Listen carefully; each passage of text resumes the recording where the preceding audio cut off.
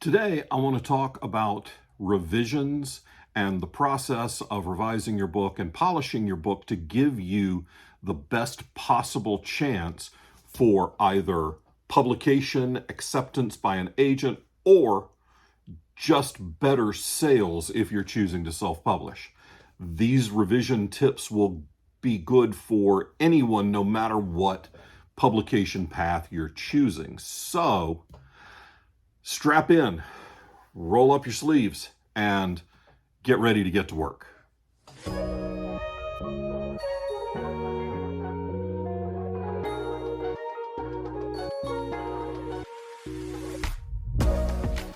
Hi there.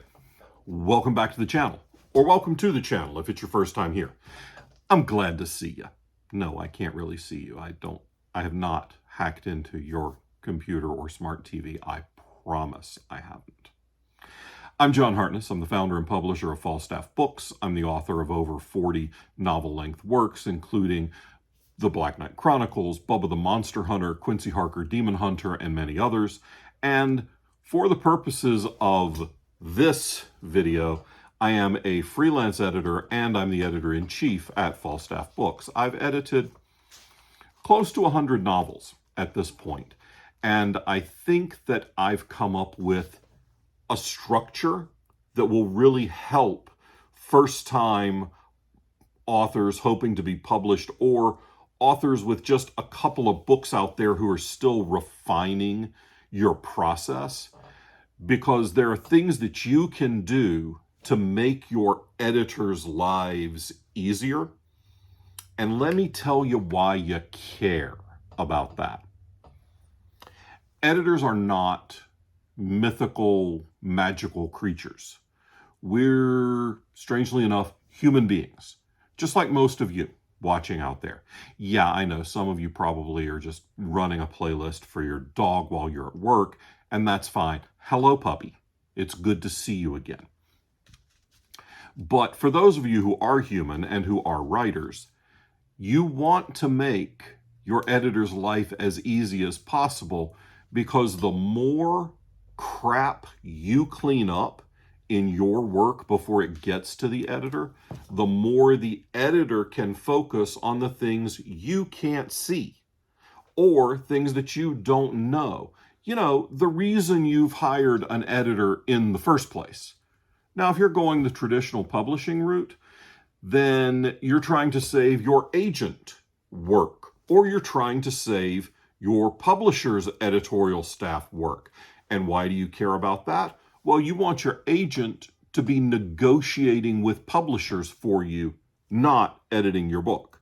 You want your publisher's editors to be focusing on the big things that you can't see and the fine-tuned stuff that will make your book as good as it possibly can, not on the fact that you changed your protagonist's sister's name 4 times and you left out words all over the place because your brain fills in the holes. And yes, I've done both of those things in books in my career. A lot of the things that I'm going to tell you not to do or tell you to do are designed to help you avoid making mistakes that I have made. Note the white beard. This ain't fake. I'm really old, so I've screwed up a lot of things in my life. And with 40-something novels under my belt as an author and over 350 books published as a publisher, I've seen a lot of the mistakes that writers can make, and I've seen how writers could have helped their editor out by doing the easy work first before it ever got to the editor, thus leaving the editor to do the heavy lifting that the author can't do themselves. So, tip number 1, and this is the first of many pieces of advice in this video that a lot of you will hate and will think are stupid and then will ignore. And this is also probably the most important piece of advice in the entire video. You have finished a book. Congratulations. You are in rare air. 8 out of the 10 people that come talk to me at a convention and say, I'm writing a book, or I've got an idea for a book, or I've been thinking about this book for years. 8 out of 10 of those people will never type the words "the end" on that manuscript. Everybody wants to write a book. Everybody thinks that they've got a book in them. And many people do have a book in them because they eat paper and that's weird, but they've got a book in them now. Congratulations. Some people may have books in them in other ways, and that sounds really uncomfortable, so please don't do that. But if you have finished writing a book, good job. I'm proud of you. I really, really am. I am, for a change, being neither sarcastic nor facetious. Now, time to do the hardest part. Leave it alone. Let it sit. Close the file. Put the document in a folder and don't look at it for a minimum of a month. Minimum of a month. I cook a lot of the meals here at Casa de Falstaff, and a lot of times I cook pork tenderloin because 1, it's yummy. 2, 1 pork tenderloin can feed 2 people for dinner one night and lunch or dinner the next day. So I get 4 meals out of 1 big honk of beef. Not beef, pork. And pork tenderloin is super easy in the air fryer. I put it in there, I cook it on 400 for 10 minutes, I flip it over, I cook it on 400 for another 10 minutes. Then all the instructions always say, let it sit for a few minutes to finish cooking before you slice and serve. Your book is like a really good pork tenderloin. It needs time to sit. And you, as a writer, need time away from the book so that when you come back to it, you're looking at it with new eyes. When I wrote my first book, The Chosen, I finished it in late 2007, early 2008. I put it in a drawer for a year and didn't look at it for a year. I took that time to Google everything I could find about how to get a book published and how the publishing industry works. And I went to conferences and I studied the industry. I let it sit for a year before I went back to revise the book. You don't have to let it sit for a year. If you can, it's great. Because then you are coming back having forgotten half of what you wrote in the first place, and you'll find things that are like, ooh, hey, that's pretty good. I like that. And then you'll find some things that are like, oh boy, I wrote that, didn't I? Well, some days you're the windshield, some days you're the bug. That's how it goes. But when you come back to your manuscript with fresh eyes, you can see the holes. You can see the warts. You can see whatever metaphor you want for the things that are wrong with your book. And you need those fresh eyes to see it. Because when you come back to your book for step 2, you are your first developmental editor. What? You're going to go through your book just like a developmental editor would. You're going to look for big plot holes. You're going to look for things that you set up and didn't pay off. You're going to look for characters that you introduced and then did nothing with. Or characters that appeared out of nowhere in the middle of a fight scene. Later on, you will do the Gail and Larry method, and I'll tell you all about it, where you make sure that the same number of people are at the end of a fight than there are at the beginning of a fight. They may not all be alive at the end, but you got to have the same number. Anyway, for me, my first revision pass is where I add description. A lot of times I write in a white box. I don't tell you what anybody's wearing, I don't tell you what anyone looks like, and I don't tell you where the hell they are, what the furniture is, what anything looks like, what it smells like, what it feels like. None of that. I have to do that in revision so that I can paint the picture of the scenes that we're in. That's the way I write. Your process is your process, and I'm not going to tell you in this video how to write a book. This video is me telling you how to rewrite a book. But your first revision pass is your 20,000 foot view stuff. When I was writing Black Knight 4, called Paint It Black, I realized in my revision pass that I had my protagonists make a promise to a secondary character that I never paid off. The protagonists had traveled to Fairyland and were in the goblin market, and they needed a guide to get them around so that they wouldn't, end up as Goblin Chow again. So they found a guy who was essentially a 3-foot-tall talking lizard, and they promised him that they would take him back to their world when they were done, because he was all down in the dumps because he couldn't find a date in the goblin market. I realized in my first revision pass that I had set all that up and done nothing with it. So one of the big things I had to do in that first rewrite was I had to get a 3-foot-tall talking lizard laid so that he would want to stay in Fairyland. Your revisions may not be as extreme as needing to figure out how to get a 3-foot-tall talking lizard laid, but they may be more extreme. You may have giant plot holes that you completely spaced on.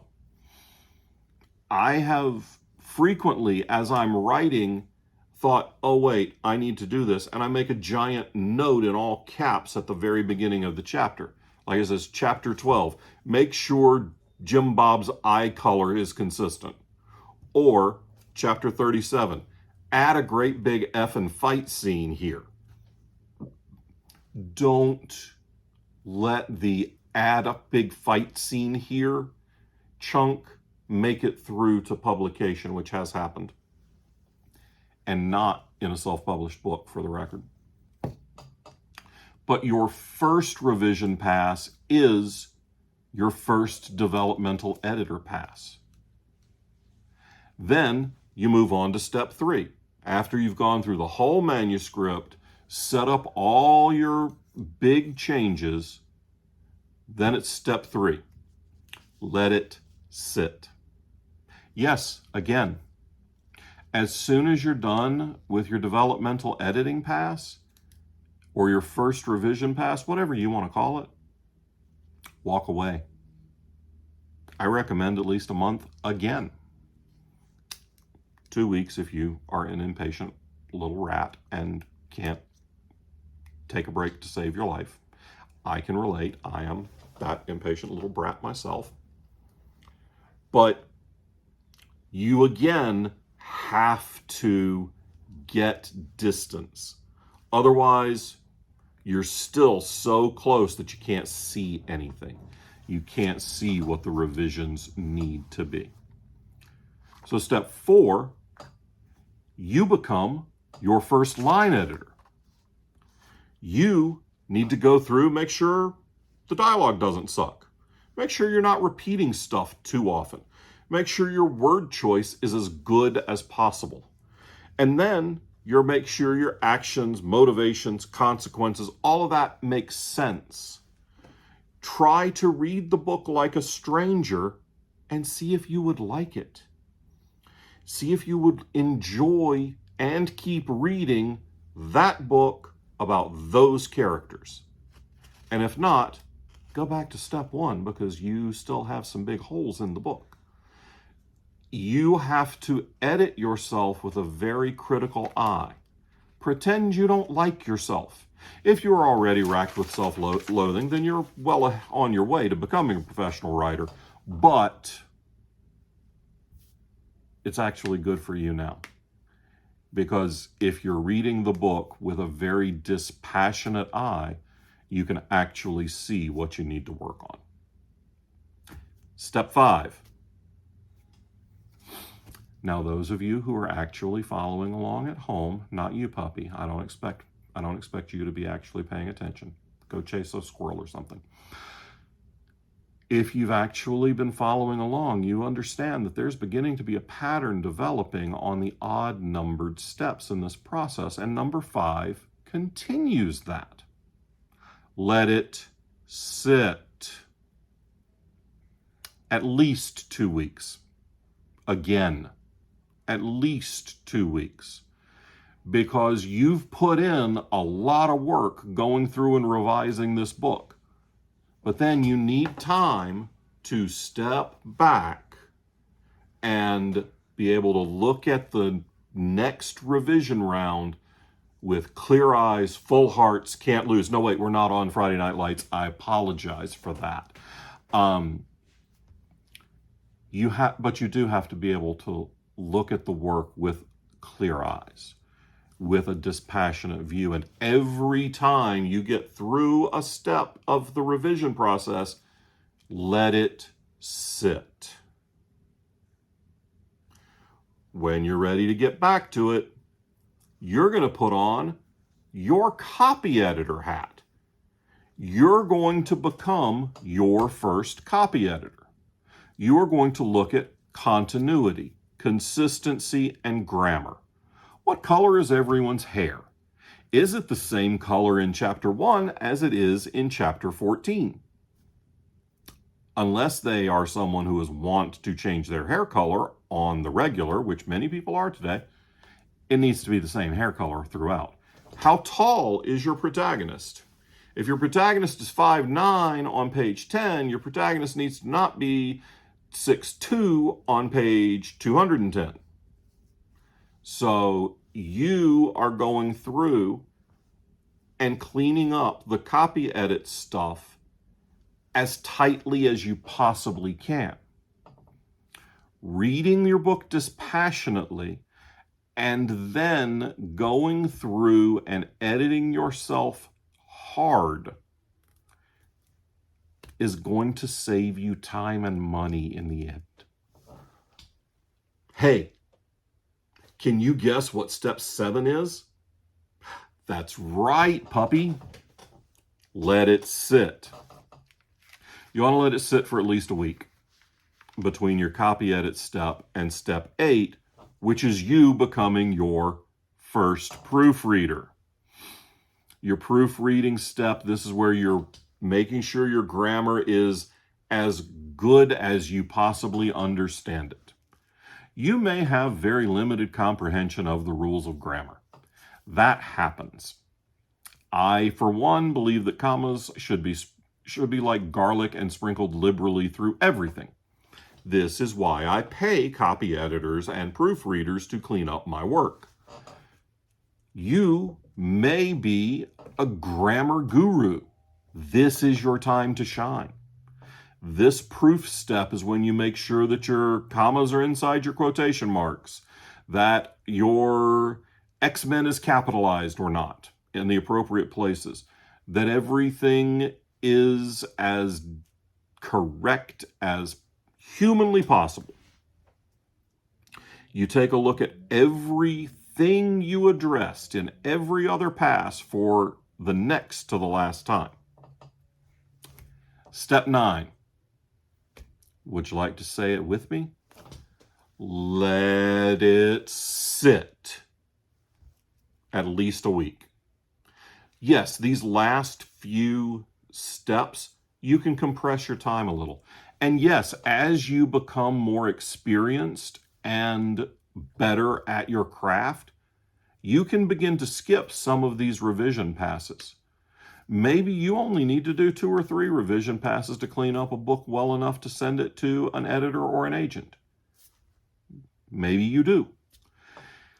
But really, if you're watching a writing advice YouTube channel, it's probably because either you're a friend of mine, and thanks, it's good to see you, or you're unpublished or barely published and you need help and information. So if you're in that latter chunk, revise it until the cows come home. Yes, you will eventually have to stop because the cows will be home. Revise it until it's as good as you can possibly make it.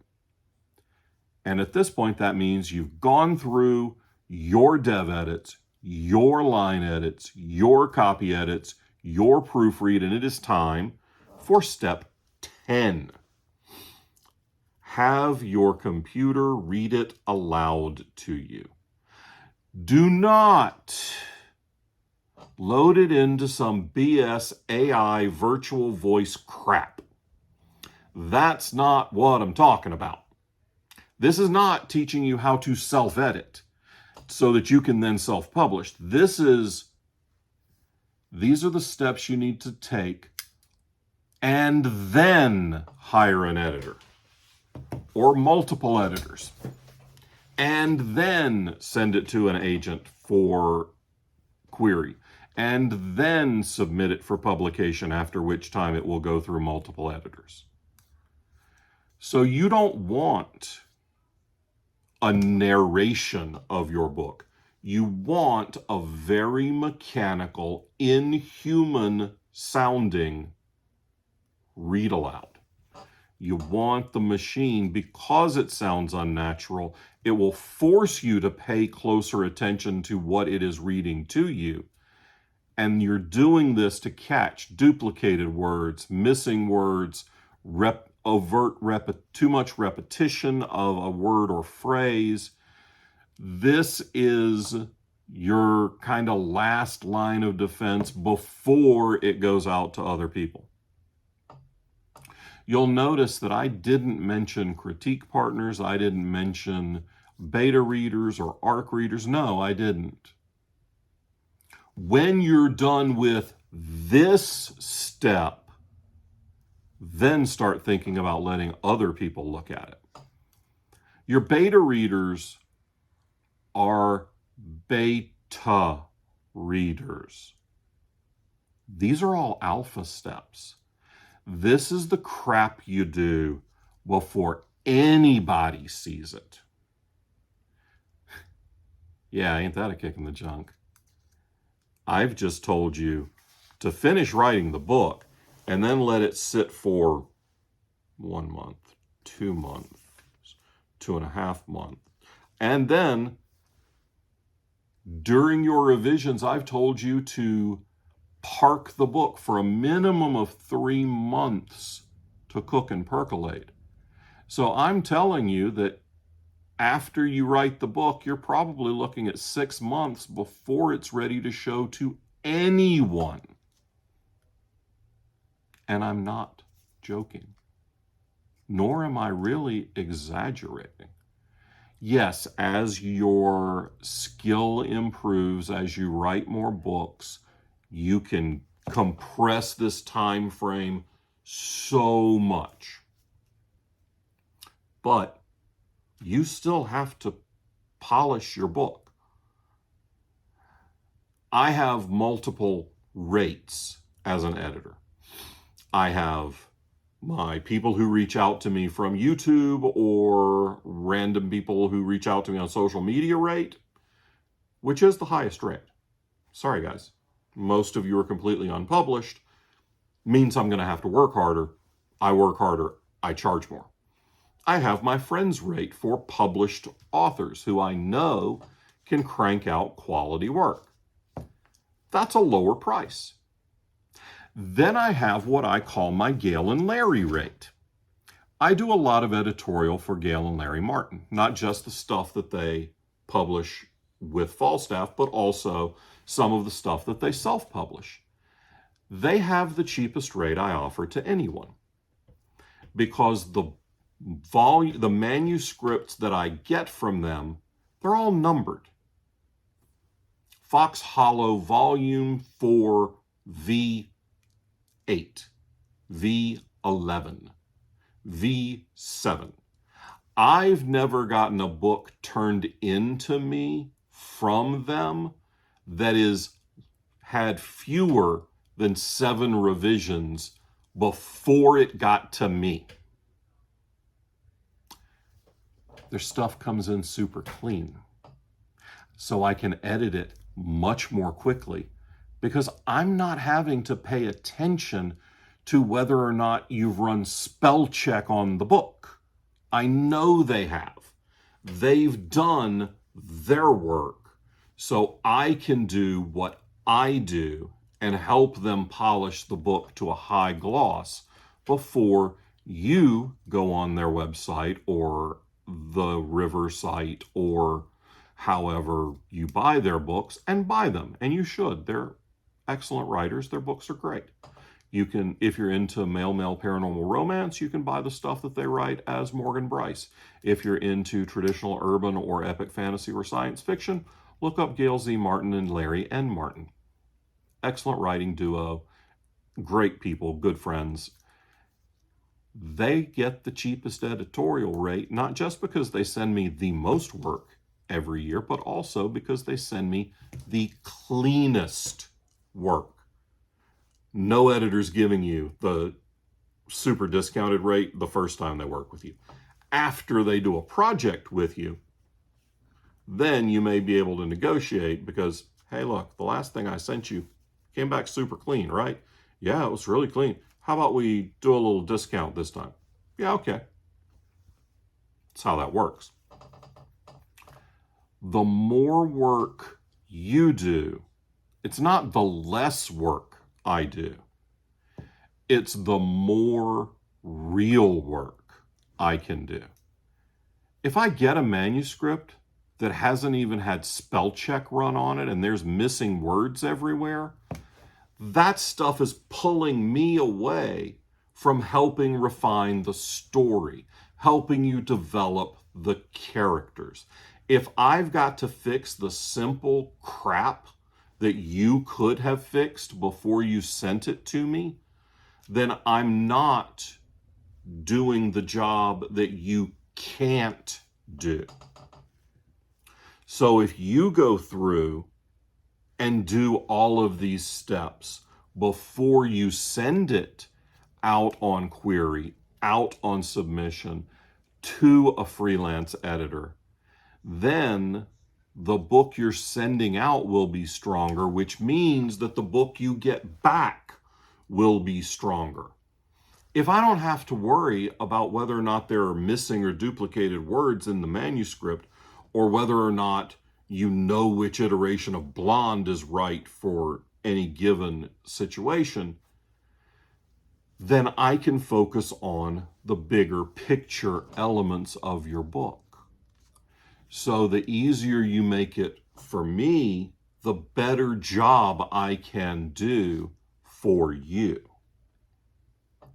If you're going to pay hundreds or realistically thousands of dollars for someone to edit your book, give yourself the best chance for success and put in the work ahead of time so that we, your editors, can work with you to make a fantastic book. Then you can start sending it to beta readers. You can share it with your critique group. Please don't share your unfinished work with your critique group. What? I know, you're all outraged now. Here's why. If you share unfinished work and it gets devastating critique, then you may never finish the work. I had a book that I shared with critique partners. It took me 2 more years to finish the book because I didn't like the feedback I got. I thought the book was garbage, and I realized after I let the book lay fallow for over a year that when I went back and looked at the notes, that those critique partners were the wrong critique partners for that book. They didn't write YA, and this was a YA book. They didn't read YA.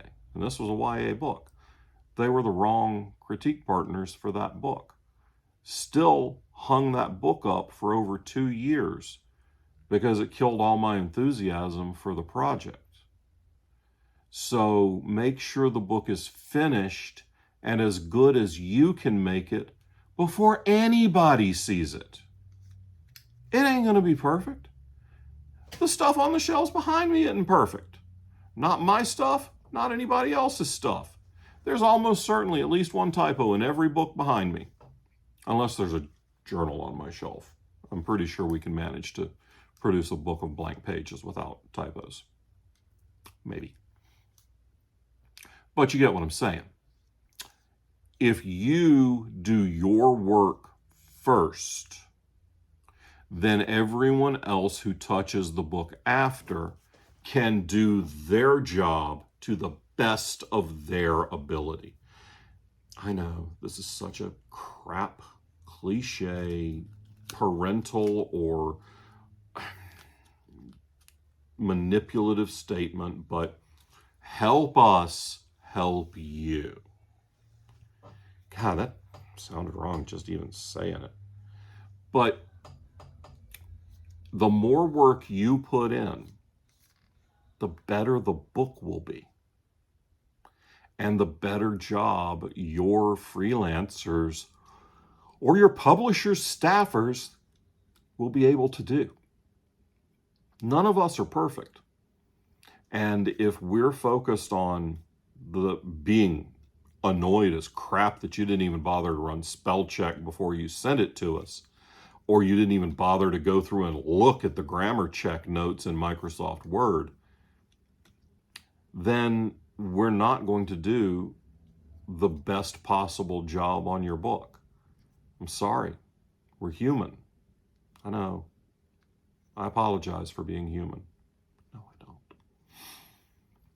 So that's a solid revision process that you can take to make sure your book is as good as you can possibly make it. First, you go through and you look at the big picture, your 20,000 foot view. You don't even really care about sentence structure in that first pass. You care that your characters make sense, that your characters are somebody people care about. You care that your plot makes sense.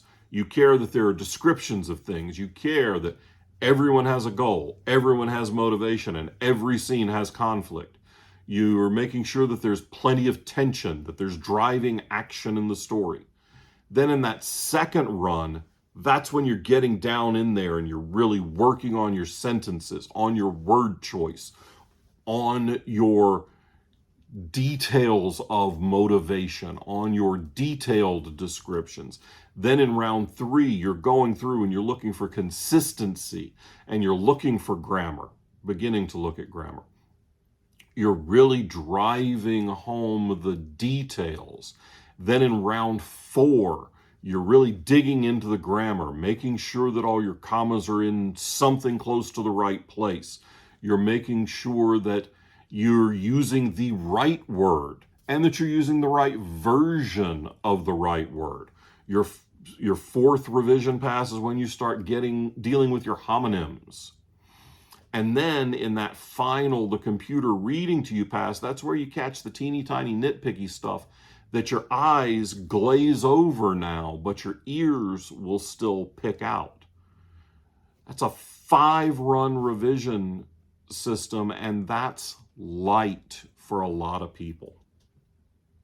So if you think that you've finished something when you type the end, you're right. You have. I'm not joking when I say that 80% of people who tell me they want to write a book, are writing a book, or are thinking about writing a book, never finish the book. I'm not joking. But for those of you who have completed the first draft of a book, welcome to the world of being a writer. Now it's time to really get to work. The easy part is writing the first draft. Yeah. That's the easy part, and 8 out of 10 people can't do it. Can you? And then, can you go through the process to polish your book as much as humanly possible? If you can, awesome. I'm glad to have you. If you've stuck around this long, you should probably subscribe. There's a little button right down there. And if you've already subscribed and you want your name written on my purple and green wall, you should click the thingy again and become a member. That'll support the channel and put your name up here. And you'll get my videos a day or so early, usually. So, sorry there were no cats this time. I think they're all asleep. It's middle of the afternoon, so that's like primo nap time around here for the kids. But if you have questions about any of this revision stuff, and yeah, if you want to tell me, no, I can't possibly let my book simmer for that long, you're an idiot. Go ahead. We got a comment section. It's YouTube. You're welcome to tell me how dumb I am. I do live with 2 cats. I'm told on the regular how dumb I am. You ain't gonna hurt my feelings. And if you're around North Carolina at the end of May, I was gonna say this year, but frankly, it's the weekend after Memorial Day every year, and I'm at the convention every year. Con Carolinas is coming up. It's at the University Hilton. You can check it out at concarolinas.org. I'd love to see you. If you're going to be at Con Carolinas or Stoker Con or Heroes Con, which is the 3 events we're doing in May and June, please come up and say hi. Introduce yourself.